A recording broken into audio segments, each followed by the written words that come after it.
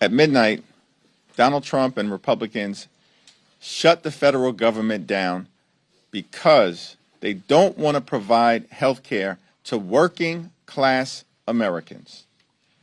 Leader Schumer and myself met with President Trump and legislative leaders on Monday. We had a conversation that was designed to avoid a painful government shutdown and address the Republican health care crisis.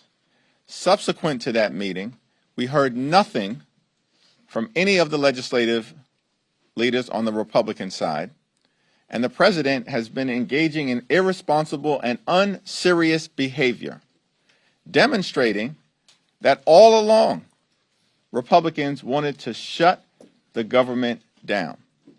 That's no surprise, because for decades Republicans have consistently shut the government down as part of their efforts to try to extract and jam their extreme right-wing agenda down the throats of the American people.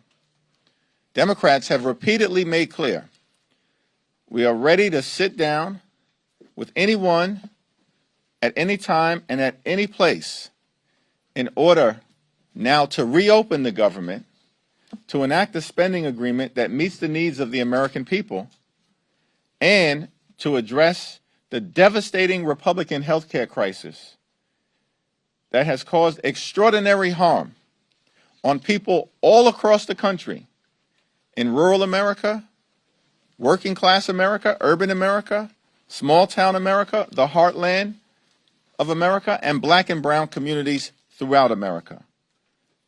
The Republican health care crisis is devastating, the likes of which no one has ever seen. Largest cut to Medicaid in American history. A possible $536 billion cut to Medicare because of the one big ugly bill, if Congress doesn't act by the end of the year. Tens of millions of Americans are about to experience dramatically increased premium, co-pays, and deductibles because of the Republican unwillingness to extend the Affordable Care Act tax credits. Hospitals, nursing homes, and community-based health clinics are closing all across the country, including in rural America, because of what Republicans have done and the health care crisis they have triggered through their cruel actions throughout this year. Republicans have even canceled medical research in the United States of America, even as it relates to children who are battling cancer. The Republican health care crisis is immoral in nature, and Democrats are fighting hard to reverse it. Cancel the cuts, lower the costs, save health care on behalf of the American people. The Trump administration is targeting the jobs, thousands of jobs, of hard-working Americans, working-class Americans, and blue-collar Americans who are going to lose the ability to work at the 2nd Avenue subway site or at the other project that has been canceled related to the Cross Harbor Tunnel. That's consistent with what the Trump administration has consistently done throughout their time in office. Lose jobs, cause economic pain and hardship for the American people. It's shameful, but it's very consistent with the Trump administration's track record of failing on the economy and targeting working class Americans. Just one quick follow-up, just what's happening on the Senate side.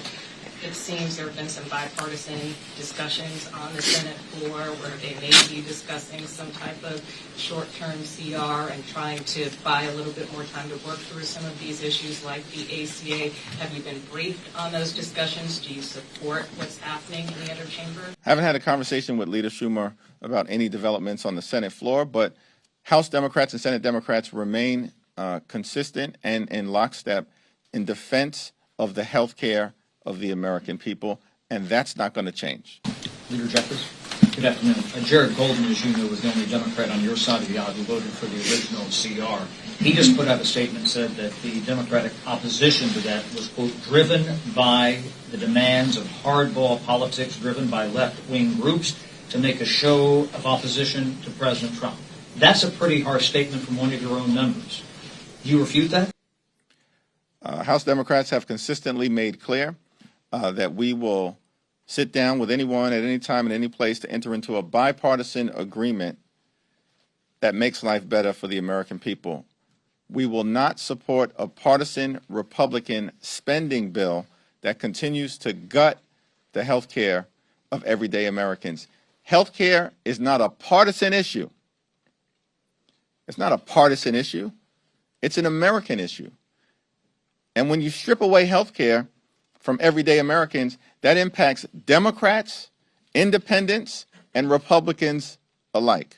When you strip away health care from the American people, as Republicans have done and want to continue to do, you're impacting people in rural America, in urban America, in the heartland of America, from coast to coast, and all points in between. This is not a partisan issue. Defending access to health care that's affordable, standing up for hospitals and nursing homes and community-based health clinics, that's not partisan.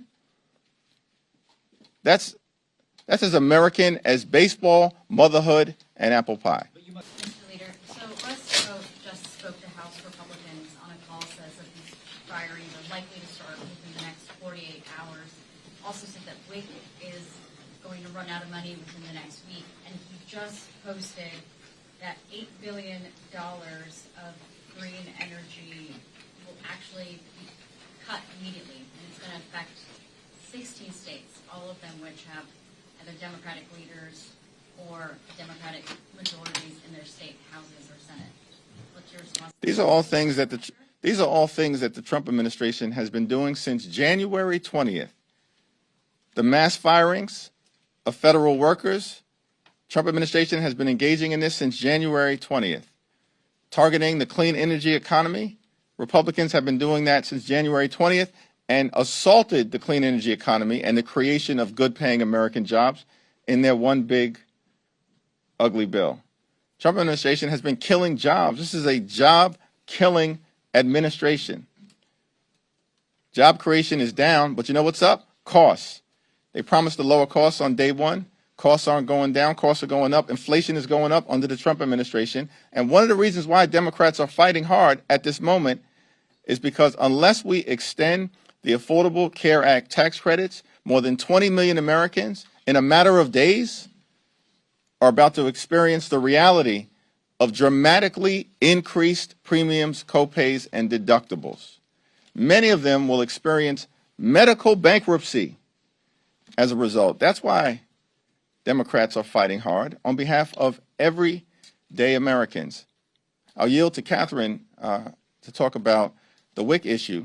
But in every other shutdown that Republicans have caused, including in the 35-day shutdown that Donald Trump presided over in 2018 and 2019, funding for women, infants, and children, their health, their nutrition, and their well-being was maintained.